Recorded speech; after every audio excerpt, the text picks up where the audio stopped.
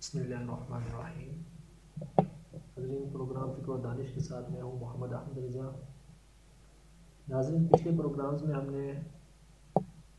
قرآن پاک کا تعارف ڈسکس کیا کہ قرآن کیا ہے، اس کی اہمیت کیا ہے، وہ کیوں ہمارے لیے ضروری ہے۔ اس کے اندر وحی تھی، قرآن پاک کی تفسیر کے اصول تھے، مفسرین کے طبقات تھے،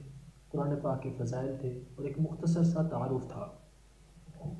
قرآن پاک کے بعد ہم اپنے دیگر پروگرامز کی طرف جانے سے پہلے احادیث طیبہ کا ایک مختصر سا تعارف دیکھتے ہیں۔ ہمارے ہاں بھی بعض اوقات بہت سے سوالات اٹھتے ہیں کہ آیا کہ یہ احادیث حضور کے زمانے میں تدوین ہوئی، حضور کے زمانے میں جمع ہوئی، یا یہ 250 سال کے بعد جمع ہونی شروع ہوئی، محدثین نے بعد میں جمع کیا، ہم ان پر کیسے اعتبار کریں، ہے کیوں ہمارے لیے ضروری ہے۔ آقا علیہ الصلوۃ والسلام نبی تھے، قرآن ہم تک آ گیا، اس میں حکم ہو گیا الیوم اکملت لکم دینکم واتممت علیکم نعمتی ورضیت لکم الاسلام دینا، تو پھر ہم احادیث کی طرف کیوں جائیں، احادیث ہمارے لیے کیوں ضروری ہے۔ تو اس حوالے سے عرض کرتے ہیں کہ ضروریت حدیث جو ہے وہ قرآن پاک کی تفسیر سے لے کر قیامت تک احادیث طیبہ کے بغیر کچھ بھی ممکن نہیں ہے۔ ہم اگر قرآن پاک کو پڑھنے بیٹھیں، قرآن پاک میں حکم ہوگا اقیموا الصلاۃ، نماز قائم کرو، ہمیں نہیں معلوم نماز کیسے پڑھنی ہے۔ آپ پورا قرآن پڑھ لیں، قرآن میں کہیں نہیں ہے کہ اس طریقے سے اللہ اکبر کہو، نیت کرو، قیام کرو، قیام میں یہ چیزیں پڑھو، پھر رکوع کرو، پھر رکوع سے کھڑے ہو، سجدے میں جاؤ تو کرو، اتنی رکعتیں اس نماز میں پڑھنی ہے، 5 وقت نماز پڑھنی ہے۔ قرآن میں مطلقاً حکم ہے، اجمالاً حکم ہے کہ نماز پڑھو۔ اب نماز کیسے پڑھنی ہے، طریقہ کار کیا ہے، اس کے اصول اور ضوابط کیا ہیں، نماز سے پہلے ہم نے کیا کرنا ہے، نماز کہاں پر پڑھنی ہے، کس جگہ پر ہم پڑھ سکتے ہیں، کہاں پر نماز نہیں پڑھ سکتے، کن صورتوں میں نماز مکمل ہوگی، کن صورتوں میں نماز فاسد ہو جائے گی، یہ سب چیزیں ہمیں قرآن پاک میں نہیں ملیں گی۔ اسی طرح اگر ہم باقی قوانین دیکھیں قرآن پاک میں، تو اللہ تبارک و تعالیٰ نے جیسے حکم دیا والسارق والسارقۃ فاقطعوا ایدیہما، جو تم میں سے چور ہو یا چورنی ہو اس کا ہاتھ کاٹ دو۔ اب اس آیہ کریمہ میں بھی کون چور ہے، چور کی ڈیفینیشن کیا ہے، چور کسے کہتے ہیں، چور کے اوپر حکم جو لگائے گا وہ کون لگائے گا، اس چور کے اوپر، چور کا جو ہاتھ کاٹا جائے گا وہ کون کاٹے گا، کن اصولوں کے تحت کاٹے گا، کہ ان سے قواعد و ضوابط ہوں گے، گواہ کون بنے گا، اور چوری کی تعریف کیا ہے، یہاں سے لے کر کہ چوری کی تعریف کیا ہے، دیگر تمام پروسیجر جو ہے وہ قرآن پاک میں تو بیان نہیں ہے۔ قرآن پاک میں تو اللہ تبارک و تعالیٰ نے مطلقاً یا اجمالاً ارشاد فرما دیا، وہ ہمیں احادیث طیبہ بیان فرمائیں گی کہ چور فلاں ہے، فلاں شخص چور کہلاتا ہے، یہ چوری کی تعریف ہے، اور قاضی اس کا ہاتھ کاٹے گا، کس صورت میں کاٹے گا، کن صورتوں میں نہیں کاٹے گا، دیگر احکام سارے۔ اور احادیث طیبہ کی حجت کیا ہے، کیوں ہمارے لیے لازمی ہے، اللہ تبارک و تعالیٰ نے خود قرآن پاک میں ارشاد فرما دیا وَأَطِیعُوا اللَّهَ وَأَطِیعُوا الرَّسُولَ، کہ اللہ کی اطاعت کرو اور اس کے رسول کی اطاعت کرو۔ اللہ کی اطاعت سے مراد ان کے قرآن پاک جو ہم تک لفظاً اور معناً اللہ تبارک و تعالیٰ کی طرف سے ہم تک پہنچا، اور احادیث مبارکہ جو ہے تو یہ بھی حقیقت، یہ بھی وحی، یہ بھی اللہ تبارک و تعالیٰ کی طرف سے آقا علیہ الصلوۃ والسلام پر وحی ہے کہ خدا نے خود فرمایا ہے ان ہوا الا وحی یوحیٰ، ہے تو یہ بھی وحی، لیکن یہ ہم تک آقا علیہ الصلوۃ والسلام کے الفاظ میں پہنچی، یہ بھی ہمارے لیے لازمی ہے۔ اگر احادیث طیبہ کو نہ مانا جائے تو ہمارے آدھے امور دینیہ جو ہیں وہ بھی ختم ہو جائیں، ہم ان پر بھی عمل کرنے سے قاصر ہو جائیں۔ اس کے بعد اگر آقا علیہ الصلوۃ والسلام کے بعد اگر قرآن کے مبین اور علم جو ہے وہ اللہ تبارک و تعالیٰ کی طرف سے ہے، شارع اللہ تبارک و تعالیٰ ہی ہے، لیکن بعض اوقات ایسے ہیں، ایسے معاملات ہیں جن میں اللہ تبارک و تعالیٰ نے آقا علیہ الصلوۃ والسلام کو اختیار عطا فرمایا، اور ان میں آقا علیہ الصلوۃ والسلام بھی جو ہے وہ مختار ہیں اور شارع ہیں۔ ان کی صورتیں کیا ہیں، جیسے اللہ تبارک و تعالیٰ نے قرآن پاک میں ارشاد فرمایا، یہ آیہ کریمہ بھی ہمیں حدیث پاک کی طرف رجوع کرنے کا حکم دے رہی ہے کہ حدیث پاک کی طرف جائیں اور احادیث میں دیکھیں کہ کیا حکم ہے۔ اب یہ فرمایا یحل لهم الطیبات ویحرم علیہم الخبائث، یعنی کہ نبی علیہ الصلوۃ والسلام وہ ہیں جو لوگوں کے لیے پاک چیزوں کو حلال کرتے ہیں، ناپاک چیزوں کو حرام کرتے ہیں۔ اب اس آیہ کریمہ کے اندر تو اللہ تبارک و تعالیٰ نے نہیں بیان فرمایا کہ پاک چیزیں کون سی ہیں اور ناپاک چیزیں کون سی ہیں، یعنی کہ کون سی چیزیں حلال ہیں کون سی چیزیں حرام ہیں، چند ایک کے علاوہ تو قرآن پاک میں علم نہیں ہے۔ قرآن پاک میں ظاہراً کچھ بھی ہمیں علم حاصل نہ ہوگا وہ بھی فلاں چیز کھانی حلال ہے یا حرام ہے، یہ آیا کریمہ بھی ہمیں اتنا بتاتی ہے کہ آقا علیہ الصلوۃ والسلام کو اس چیز میں اختیار دیا گیا، آقا علیہ الصلوۃ والسلام کو شارع بنایا گیا، یعنی کہ حضور ہمیں بتائیں گے فلاں چیز حلال ہے، فلاں چیز حرام ہے۔ اور اسی طرح قرآن پاک میں تو درندوں کو حرام کرنے کا حکم، پرندوں کو حرام کرنے کا حکم، کون سے پرندے حرام ہیں کون سے حلال ہیں، اور حشرات الارض کے حرام ہونے کا حکم، یہ تو قرآن پاک میں موجود نہیں ہے۔ یہ سب احکام ہمیں آقا علیہ الصلوۃ والسلام نے بتائے ہیں۔ آقا علیہ الصلوۃ والسلام نے تعلیم فرمائے ہیں کہ شکار کرنے والے جانور، شکار کرنے والے درندے، شکار کرنے والے پرندے اور حشرات الارض یہ حرام ہیں۔ اگر ہم احادیث طیبہ کو چھوڑ دیں اور احادیث طیبہ کا لزوم چھوڑ دیں، ان کی حجیت سے انکار کر دیں، تو آیا کیا ان سب چیزوں کو حلال تسلیم کر لیں گے؟ اور ایسا قطعاً ممکن نہیں ہے۔ اب تدوین حدیث، جو ایک خاص مسئلہ ہمارے دور میں زیادہ جو ہے وہ امپورٹنٹ ہے، کہ بعض اوقات اعتراض ہوتا ہے، سوشل میڈیا وغیرہ پر بھی اعتراض ہوتا ہے، مستشرقین کی جانب سے بھی اعتراض ہوتا ہے، اور بعض ہمارے پڑھے لکھے حضرات بھی اعتراض کرتے ہیں کہ بھئی احادیث و آقا علیہ السلام کی وفات ظاہری کے 250 سال کے بعد ان کو لکھا جانے لگا، ان کی تدوین ہوئی یا ان کو جمع کیا جانا شروع ہونے لگا۔ کیا یہ صحیح ہے؟ ایسا ہرگز نہیں ہے۔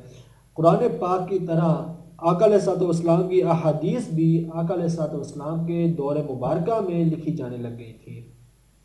صحابہ کرام سنتے تھے اور پھر لکھتے تھے، اپنے پاس محفوظ فرما لیتے تھے ان احادیث کو، گویا حضور کی حدیث کی تدوین دور اول سے آقا علیہ الصلوۃ والسلام کے اپنے دور میں، دور نبوت سے یہ جاری ہے،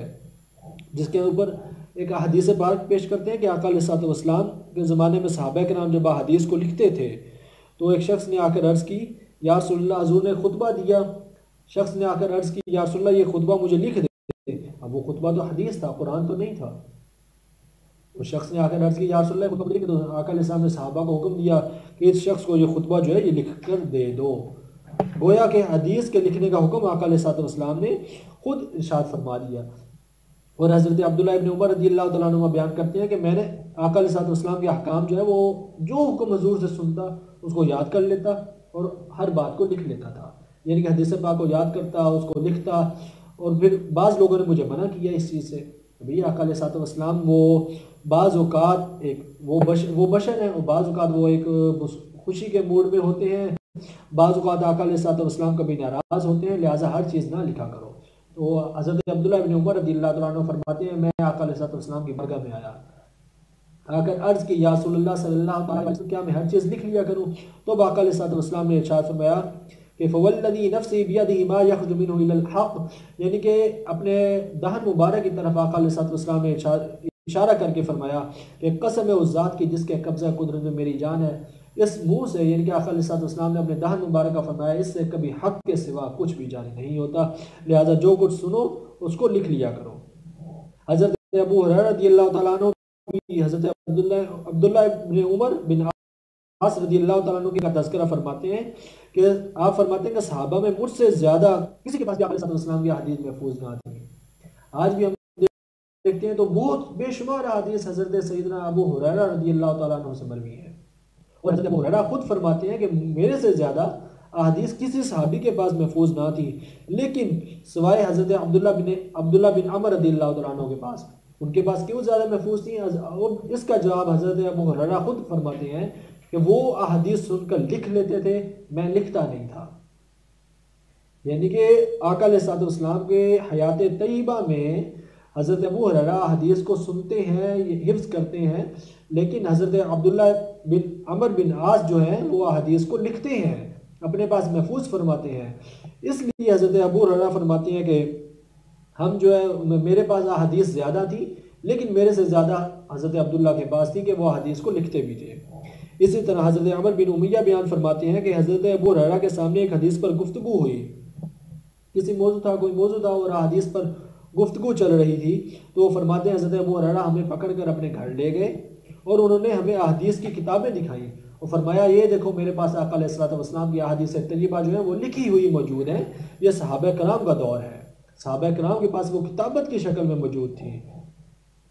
اور پھر آقا علیہ السلام ارشاد فرماتے ہیں کہ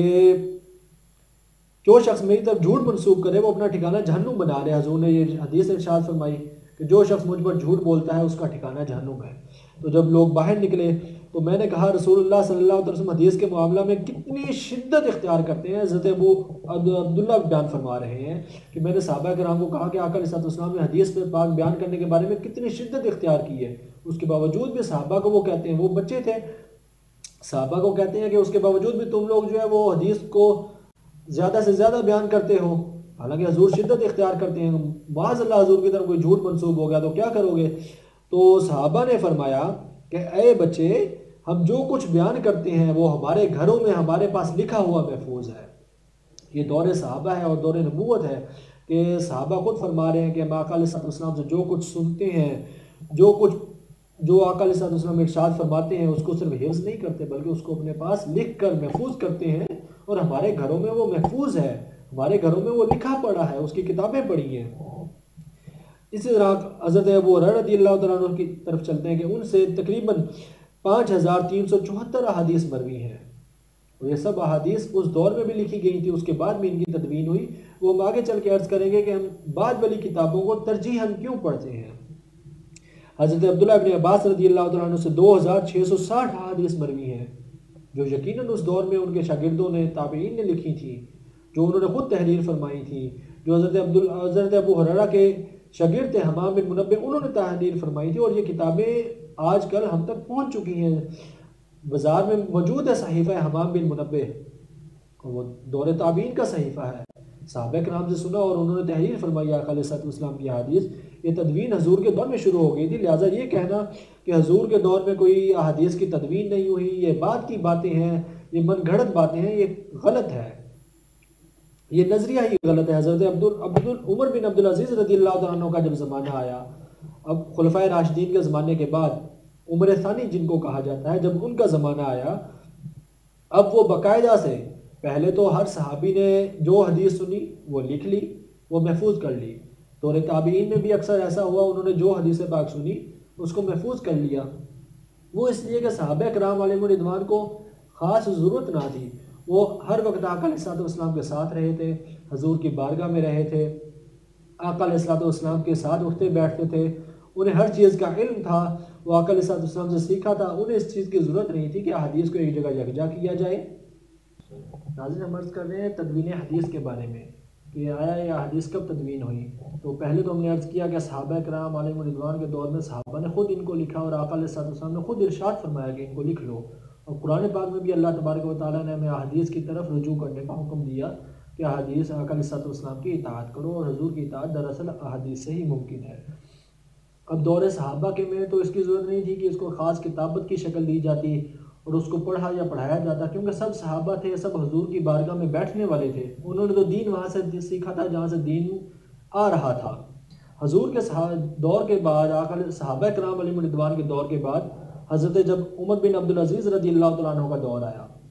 اور جب بہت سارے لوگ نئے مسلمان ہونے لگے، ان تک اب حدیث کی تعلیم پہنچانا مقصود تھا، تو انہوں نے پھر حکم دیا عمر بن عبدالعزیز رضی اللہ تعالیٰ عنہ نے کہ احادیث کے جو نسخے ہمارے پاس موجود ہیں، جو صحابہ کرام نے ترتیب دی ہے، جو چمڑے پر یا ہڈیوں پر لکھی ہوئی ہیں حضور کی احادیث، اب ان کو ایک جگہ پر یکجا کرو اور ان کی کتابت کرو، ان کو کتاب کی شکل میں دو تاکہ وہ لوگوں کو پڑھیں، لوگ ان کو پڑھیں۔ اب انہوں نے اس کام کے لیے ایک باقاعدہ ایک کمیٹی تشکیل دی علماء کی، جو محدثین تھے، ان کے اندر حضرت ابو بکر بن محمد بن عمر یہ تھے، قاسم بن محمد تھے، ابو بکر محمد بن مسلم تھے، یہ ابن شہاب زہری ہیں، ان کو حکم دیا کہ تم بیٹھو اور آقا علیہ السلام کی احادیث کو دیکھو۔ اور یہ بھی خطرہ تھا اس دور میں، اور آج تک یہ خطرہ ہے کہ کوئی شخص اپنی طرف سے بات گھڑ کر آقا علیہ السلام کی طرف منسوب نہ کر دے، لوگوں کو گمراہ نہ کرے بھئی یہ حدیث ہے، اور بات اس کی اپنی ہو، وہ آقا علیہ السلام کی بات نہ ہو۔ اس چیز کو، آقا علیہ السلام کی احادیث طیبہ کو جھوٹ سے بچانے کے لیے انہوں نے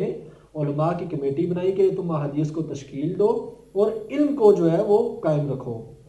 اب ان کے اندر ابن شہاب زہری کو علم الاسناد کا واضح کہا جاتا ہے، یعنی کہ انہوں نے رولز بنائے، انہوں نے حدیث کو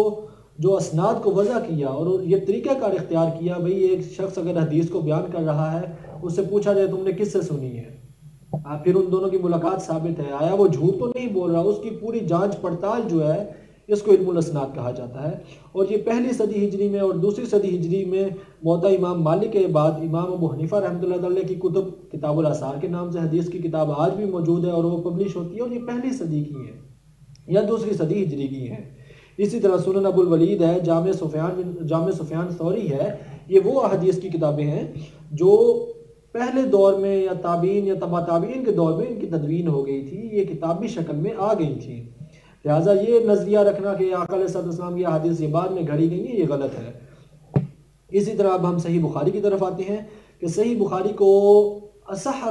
کتاب کہا جاتا ہے، تمام کتابوں میں صحیح ترین کتاب کہا جاتا ہے قرآن پاک کے بعد۔ اس کی خاص وجوہات ہیں، لیکن صحیح بخاری، امام بخاری رحمۃ اللہ تعالی علیہ جو بعد کے ہیں، انہوں نے کتاب لکھی، اس کے اصول انہوں نے وضع کیے، چونکہ وہ دور تھا جب لوگ اپنی طرف سے احادیث گھڑ دیتے تھے، ایک واقعہ کسی نے بیان کر دیا اور اس کو آقا علیہ السلام کی طرف منسوب کر دیا اور کہہ دیا یہ حدیث ہے۔ ہر شخص نہیں جان سکتا بھئی یہ حدیث ہے کہ نہیں ہے۔ ہمارے دور میں بھی ایسا بہت ہوتا ہے، خصوصاً سوشل میڈیا پر یا SMS کے ذریعے ایک بات پہنچا دی جاتی ہے بھئی یہ حدیث ہے، حالانکہ اس کا حدیث پاک سے کوئی تعلق نہیں ہوتا۔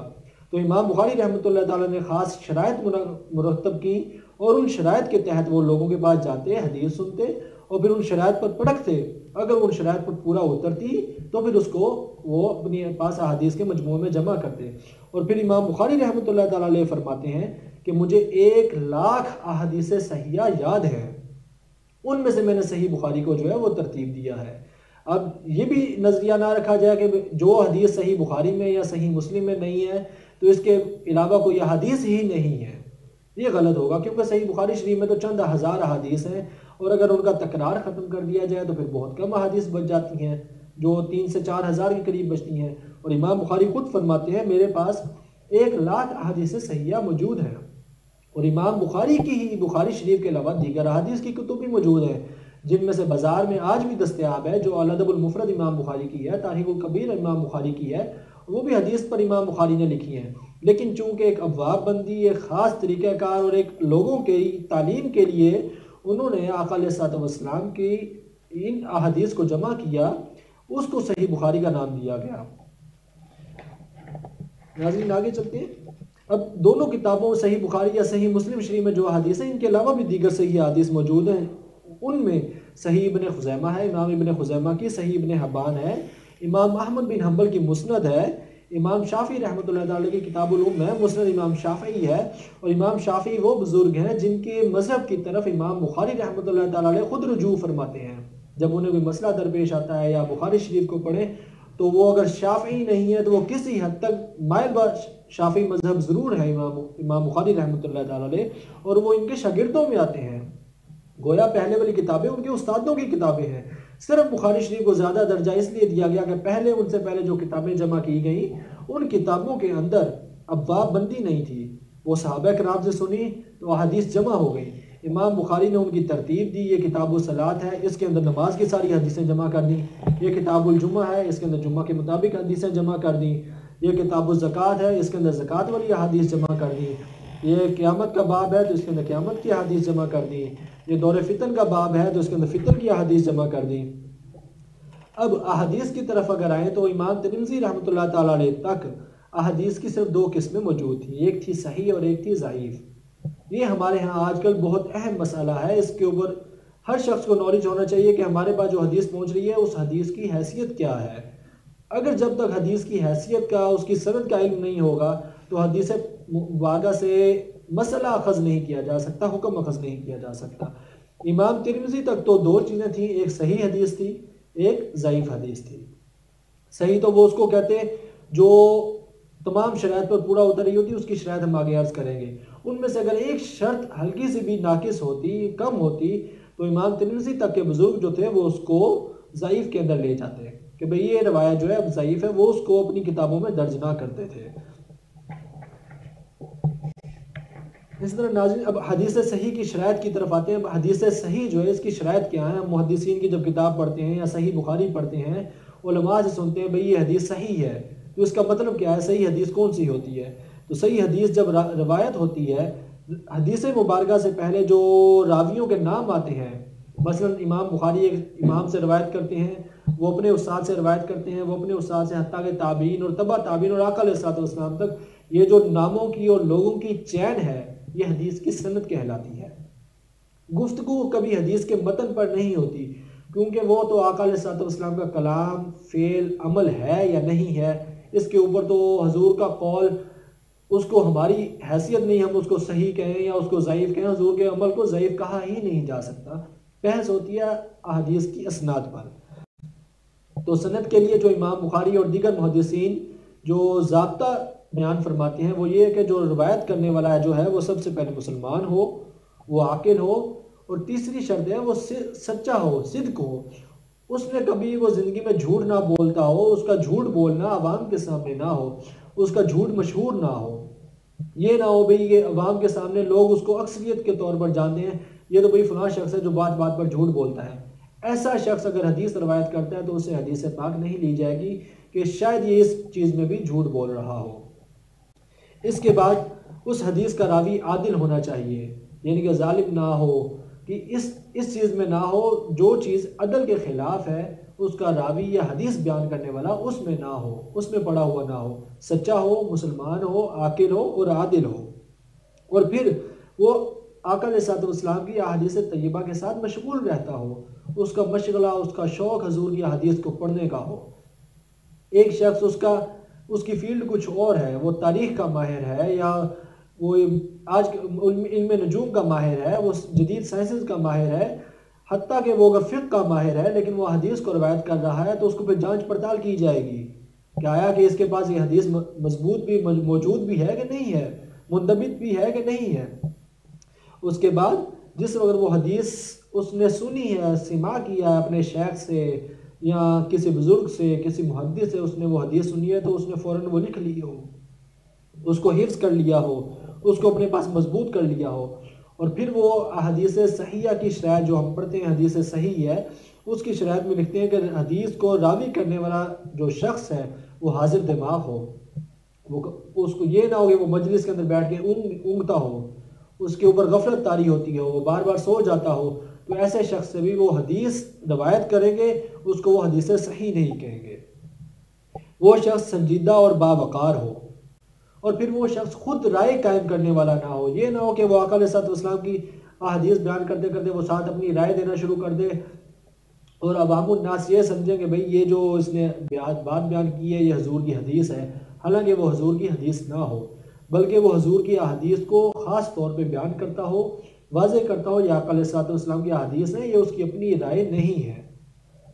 اب دیگر اصطلاحات کی طرف آتے ہیں کہ حدیث ایسے لفظ کو کہتے ہیں جو قدیم نہیں ہے، یعنی کہ قرآن پاک قدیم ہے، قرآن پاک کو فنا نہیں ہے، لیکن حدیث آقا علیہ الصلوۃ والسلام کا کلام ہے، یہ قدیم نہیں ہے قرآن پاک کی مانند، اس کا درجہ قرآن پاک کے بعد ہے، اور اس کی اصطلاحی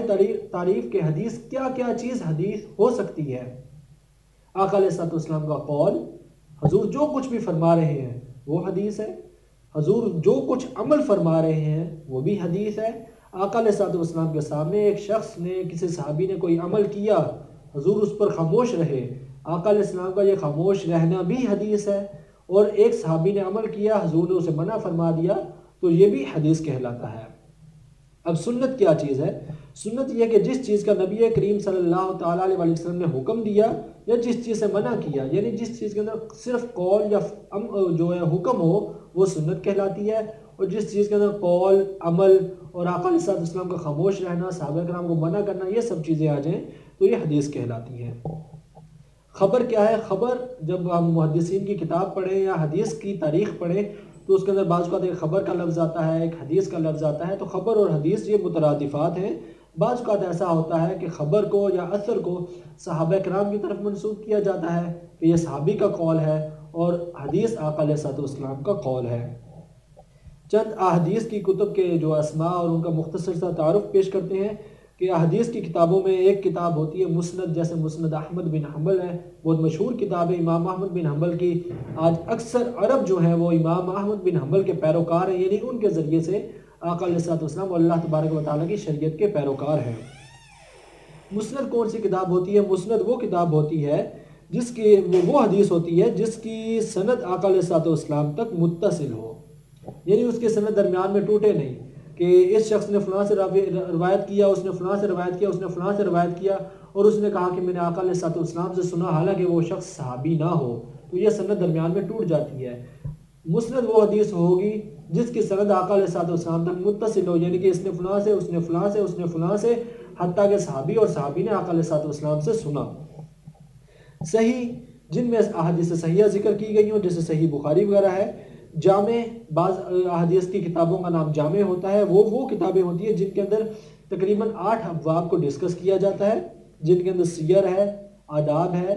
قرآن پاک کی تفسیر کے موضوعات ہیں، عقائد ہیں، فطر ہیں اور احکام شرعیہ ہیں۔ ان احکام کو ڈسکس کیا جاتا ہے اور ان احکام کو جامع کہا جاتا ہے، ان احادیث کی کتابوں کو جامع کہا جاتا ہے۔ یا سنن ہے، سنن وہ حدیث کی کتاب ہوتی ہے جس کے اندر فقط آقا علیہ الصلوۃ والسلام کی طرف سے جو ہمیں احکام شریعت ملے ہیں ان کو ڈسکس کیا جاتا ہے، دیگر چیزوں کو، دیگر ابواب کو ان کو زیادہ نہیں ڈسکس کیا جاتا، احکام اس کے اندر ڈسکس کیے جاتے ہیں، جسے سنن ابی داؤد شریف ہے۔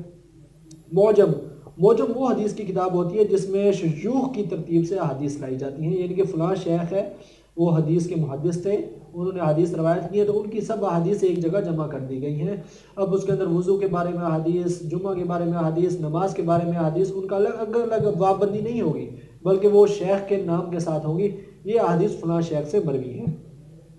اسی طرح مستدرک وہ حدیث کی کتاب ہوتی ہے جو صحیحین میں،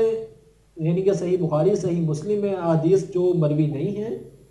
لیکن ان کی شرائط پر جو دیگر احادیث ہیں جو ان میں روایت نہیں کی گئی ہیں ان کو ایک الگ کتاب میں جمع کر دیا جائے، وہ مستدرک کہلاتی ہے۔ اس کے بعد 40، یہ بہت مشہور کتاب، مختصر ہوتی ہے، اس کے اندر مختلف عنوانات پر 40 احادیث ہوتی ہیں آقا علیہ الصلوۃ والسلام کی اس حدیث طیبہ کی مناسبت سے کہ حضور نے فرمایا کہ میری 40 احادیث جس کسی نے یاد کی، ان پر عمل کیا، لوگوں تک پہنچایا، وہ قیامت والے دن علماء کی صف کے اندر شامل ہوگا۔ اسی طرح کچھ احادیث کی جو کتابیں ہیں وہ مصنف کہلاتی ہیں، ان کے اندر مصنف جو ہوتے ہیں جیسے مصنف ابن عبد الرزاق ہے، مصنف ابن ابی شیبہ ہے، ان کے اندر احادیث فقہ کے جو ابواب ہیں جیسے کتاب الصلاۃ ہے، پھر کتاب الزکوٰۃ ہے، کتاب الطہارہ ہے، ان ابواب بندی کے اعتبار سے ان میں احادیث درج کی جاتی ہیں۔ کل تعداد احادیث کتنی ہے، کل آقا علیہ الصلوۃ والسلام کی احادیث کتنی ہے، اس کے اوپر اختلاف ہے۔ بعض نے کہا کہ 7000 سے زیادہ احادیث ہیں، لیکن یہ وہ احادیث ہیں جیسے علماء فرماتے ہیں جس کے بعد جتنی حدیث پہنچی اس نے اتنا کہہ دیا کہ میرے پاس اتنی حدیث پہنچی اور حضور کی حدیث اتنی ہے۔ امام احمد بن حنبل رحمۃ اللہ تعالی علیہ فرماتے ہیں کہ میرے پاس تقریباً 7 لاکھ احادیث صحیحہ موجود ہیں، اور میں نے مسند احمد بن حنبل جو ترتیب دی ہے ان 7 لاکھ احادیث میں سے جو ہے وہ اختصار کر کے یا ان میں سے جو ہے منتخب کر کے یہ حدیث نقل کی ہے، 7 لاکھ احادیث تک کی روایت موجود ہے۔ اب علم حدیث کو پرکھنے کے لیے دو علوم بہت اہم ہیں، وہ ایک علم الحدیث روایتاً ہوتی ہے، ایک درایتاً ہوتی ہے۔ روایتاً کا مطلب تو یہ ہے کہ حدیث کی روایت جو آقا علیہ الصلوۃ والسلام کے اقوال ہیں، فعل ہے، ان کو بیان کر دیا گیا، وہ الفاظ تھے ان کو لکھ لیا گیا، یہ علم حدیث روایتاً بیان ہو رہا ہے۔ اور ایک ہوتا ہے درایتاً بیان کرنا کہ اس روایت کی حقیقت کیا ہے، اس کی شرائط کیا ہیں، اس کی اقسام کیا ہیں، اس کے احکام کیا ہیں، اور خاص طور پر اس کے راویوں کے احوال کیا ہیں، جو حدیث کو روایت کرنے والے ہیں ان کے احوال کیا ہیں، وہ کیسے لوگ ہیں، کیا ان سے حدیث ایکسیپٹ کرنا، حدیث لینا بھی ہمارے لیے بہتر ہے یا نہیں ہے، کہیں جھوٹا تو نہیں ہے، کہیں وہ غیر عادل تو نہیں ہے، کہیں وہ غیر ثقہ تو نہیں ہے۔ یہ علم درایت کے اندر دیکھا جاتا ہے، اور علم حدیث پڑھنے والے کے لیے یا جب بھی کوئی حدیث پڑھے تو یہ 2 چیزیں اس کے لیے بہت اہم ہوتی ہیں کہ علم حدیث روایتاً اور درایتاً دیکھنا۔ اب محدث اور حافظ حدیث پاک کے اندر اسے کسے کہا جاتا ہے؟ محدث وہ ہوتا ہے جو آقا علیہ الصلوۃ والسلام کی حدیث کو روایت کرنے والا ہو، جس تک حضور کی حدیث پہنچی اور اس نے آگے عوام تک، آگے علماء تک اس نے ان کو روایت کر دیا، اور اپنی سند کے ساتھ وہ سند آقا علیہ الصلوۃ والسلام تک متصل ہو، اس نے ان کے مطابق ان حدیث کو روایت کیا۔ اور حافظ کے اندر امام احمد بن حنبل کا ایک فرمان کوٹ کریں گے کہ وہ فرماتے ہیں کہ مجھے 7 لاکھ احادیث یاد ہیں۔ امام ابو حنیفہ فرماتے ہیں جسے 4 لاکھ احادیث یاد ہو وہ فتویٰ نویسی کرے، وہ اجتہاد کے درجے پر آئے۔ اور امام بخاری فرماتے ہیں مجھے 1 لاکھ احادیث یاد ہیں، احادیث صحیحہ یاد ہیں، یعنی کہ حافظ کے لیے کم از کم جو محدثین فرماتے ہیں وہ تعداد لاکھوں میں ہے۔ محدث تو وہ ہوگا جو حدیث کو روایت کر رہا ہے، اور حافظ وہ ہوگا جو حدیث کو حفظ کرنے والا ہے، اور لاکھوں کی تعداد میں اس کے پاس صرف احادیث کا متن نہیں بلکہ احادیث کی سند بھی حفظ ہے کہ یہ حدیث کس نے روایت کی ہے، اس نے کس سے روایت کی ہے، اس کی آقا علیہ الصلوۃ والسلام تک سند کیا ہے۔ اب آگے چلتے ہیں احادیث کی پہچان کے اندر کہ اس کے اندر ایک خبر متواتر آتی ہے احادیث کے اندر۔ یہ ہم حدیث کی طرف جا رہے ہیں کہ احادیث کی پہچان کیا ہے۔ اس کے اندر ایک خبر متواتر آتی ہے اور ایک خبر واحد آتی ہے۔ خبر متواتر وہ آتی ہے کہ ایسی حدیث پاک جو صحابہ کرام روایت کریں حضور سے، اور ایک صحابی نہیں، صحابہ کرام کا ایک گروہ، ایک جماعت پوری وہ روایت کرے، جن کے بے شمار اس کے راوی ہوں، وہ جن کو راوی روایت کریں تابعین وہ بھی بے شمار ہوں، آگے تبع تابعین وہ بھی بے شمار ہوں۔ بعض نے فرمایا وہ کم از کم 10 ہوں، بعض نے فرمایا وہ 70 ہوں، بعض نے کہا کہ وہ 313 ہوں۔ اور اتنے لوگ جب حدیث کو روایت کریں اور ریگولرٹی کے ساتھ روایت کریں، ایسی حدیث روایتاً وہ جو ہے وہ متواتر حدیث کہلاتی ہے، اور ایسی حدیث پر عمل کرنا جو ہے وہ انسان کے لیے فرض ہوتا ہے، اور یہ قرآن پاک کے احکام کے مطابق اس کا حکم بھی اس کے قائم مقام ہوتا ہے۔ ناظرین آج تک کے لیے اتنا ہی، باقی اس کو احادیث مبارکوں کو ڈسکس کریں گے انشاءاللہ اگلے پروگرام میں۔ تب تک کے لیے اللہ حافظ۔